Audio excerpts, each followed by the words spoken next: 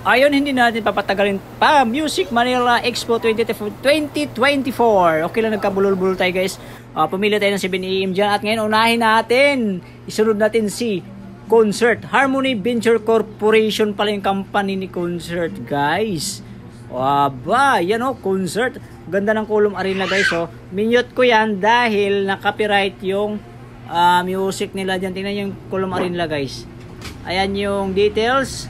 Post nyo na lang, tapos basahin nyo. Okay?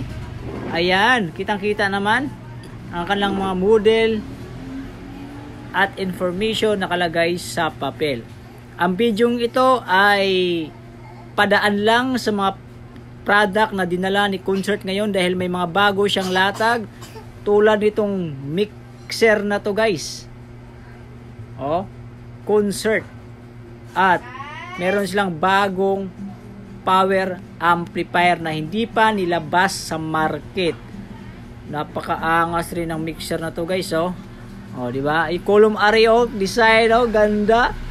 Yung sa woofer niya guys. Gusto ko guys mag-enjoy lang kayo sa pagpanood ng ating video Lalatagan natin to lahat. Ang yun, ganda ng column array niya, may design guys. Super ganda lalo ng design ng kanya sa woofer. Ayan Concert brand guys. Ay, tapon yan kasi kanin yan. At saka ito, yung power amp niya na kit 250. So wala silang open amp. At yung crossover guys, meron na tayo niyan. Mabilisang review lang to mga Car TV tips pasadaan lang natin yung mga dala nila mga produkto. Baka magustuhan nyo to. Ayan, may ibang classes ng crossover. At saka equalizer guys, meron din tayo yan. Sobrang ganda ng Concert equalizer.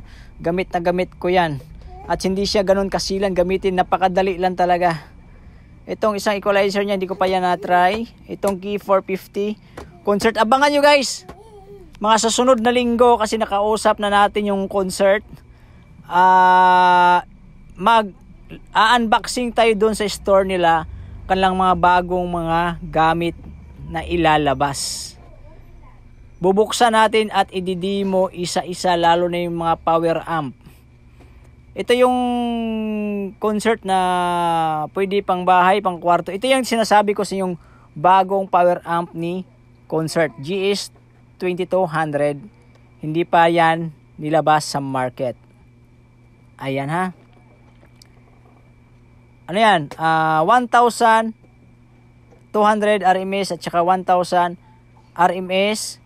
At saka itong isa 800 RMS. Alright? So, para malinaw, tingnan natin yung brochure. Ilan? 1,000 times 2 sa 8 ohms, 1,400 times 2 sa 4 ohms. Bridge mode, 2,000. Ang GS 2200. Next guys, okay, mali pala tayo kanina. 450 watts times 2 lang pala itong si GS 1200. Okay? At ito si GS 1800 is 850 watts times 2 sa 8 ohms. Wala palang 1,200, 1,000 lang pala. Sorry. At least naipakita natin yung brochure, okay? Dinab ko lang kasi to guys para dire-diretso yung wala pa tayong price nito, abangan nyo lang sa market pag inilabas na. Hindi natin marireview guys dahil naka-sell. Vlogging. This is pinapakita lang natin ang kanong dalan ng mga product ngayon. Ayan guys, pwede ito pang charts sa mga simbahan, mga kwarto, KTV, VAR. Napakaganda yung gamitin guys kasi meron na siyang bracket. I-screw nyo na lang. Yan. Totally wala pa rin yung price din dyan. Kasi bagong labas lang din yan. Ang cute nito ba? Yan. Kontakin nyo na lang si Concert guys. Yung company nila. Para doon. At meron din silang conference na microphone. Concert din ang brand. Ayan. KPM 32G. Nakahawak na naman tayo. At saka yun yung ating wireless mic na gamit ni RTV Tips guys na sobrang ganda niyang boses niya, napakaganda yung tested yan sa akin. Guys, nakita ko yung ano ko dito, Concert na gamit. Mo lagyan ng double A diba, sabi ko sa inyo, maganda to yung W55. Tapos may bago dito. Yan ay mga 5,000 plus po yan. At ito guys, yung bago din nila, hindi pa rin ito nalabas sa market, so wala pang price yan. Meron isang microphone at mayroong lapel.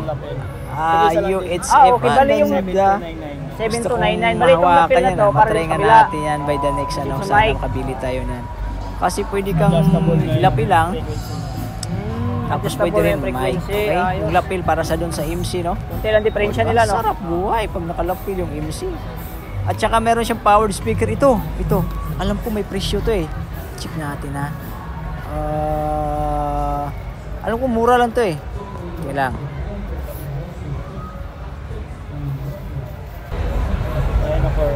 Corb 10, 250 watts. Passive to powered? Powered. Active na, oh. Kung ano. Kasama na stand pag binili? Hindi pa. Magkano price? Yung 10 inches, 9799. 9799 ang 10 inches. Yung 8 inches, 7499. 7499. Paris na yun o single lang? Single. Single lang. Active. Active.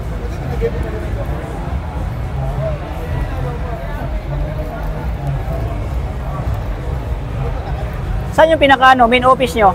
Pasay City. Pasay. Ayan guys, appearance na lang muna tayo sa labas. Ito yung mga model na K1300, K1100, tsaka K200. So, hindi natin marireview yung loob niya kasi nakatago. Ito, meron na tayo dito. Nakita nyo na to sa channel natin. Yung crossover at saka equalizer. Ito, wala pa. Ganda rin ito, oh.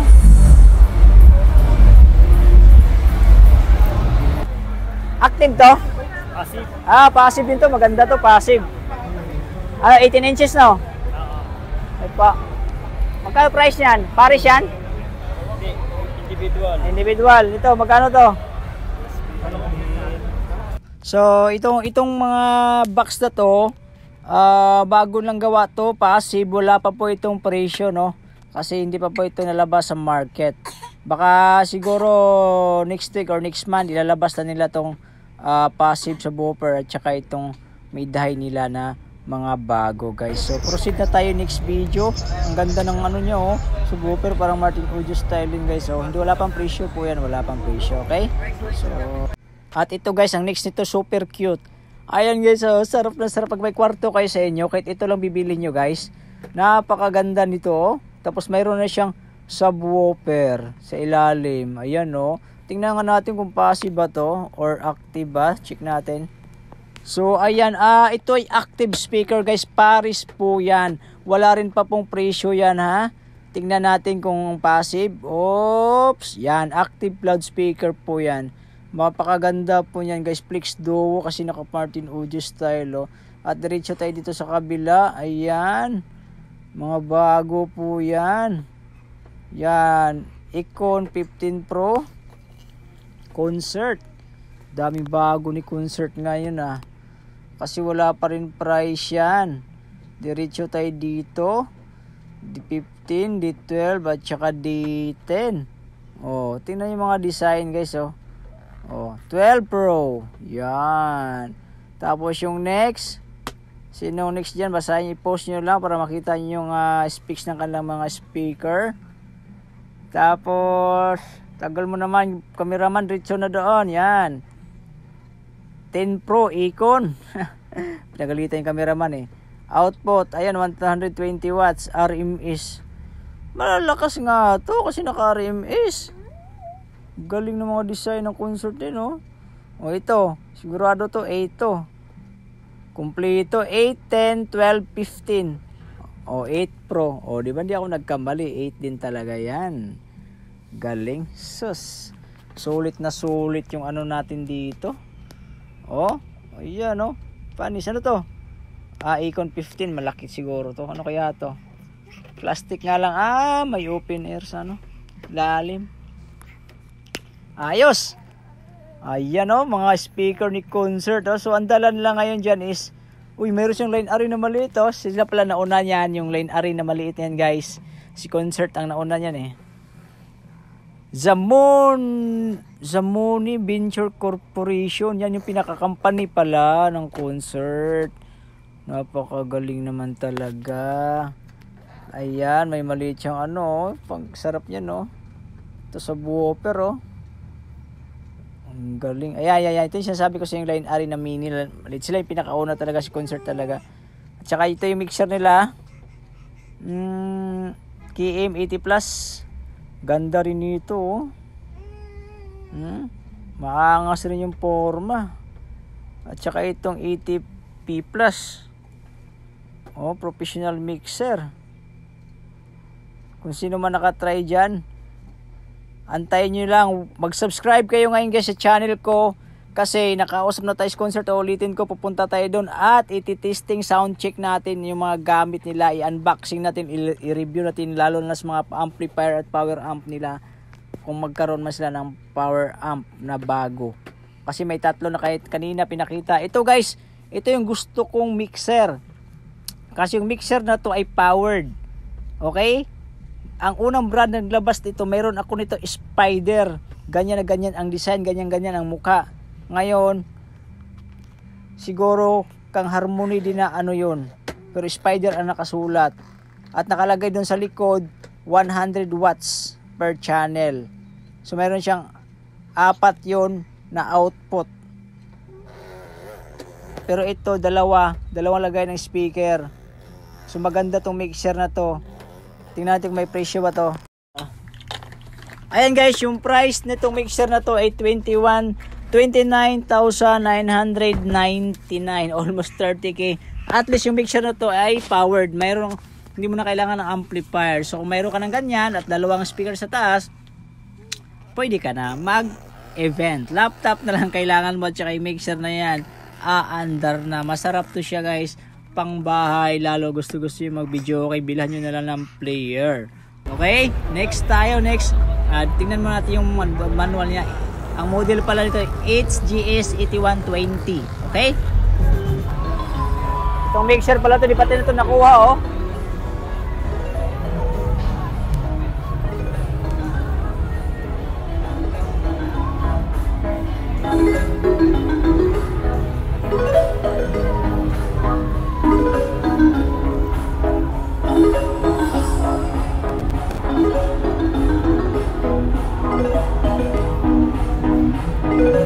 Ayan, kung bago pa lang kayo sa YouTube channel ko, huwag kalimutan i-click ang subscribe button.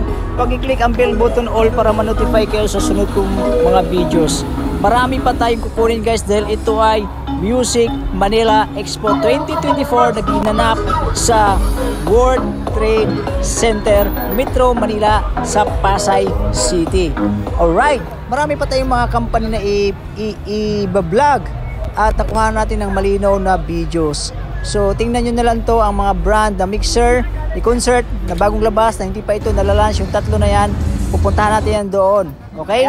So sana nag-enjoy kayo at maraming salamat at abangan ang susunod na video. Pupunta tayo kay Kibler. Ayos. Sa kabila, siyempre. Ayan. Kaya ba? Wala, tinakpan na, hindi pa tayo tapos. Okay.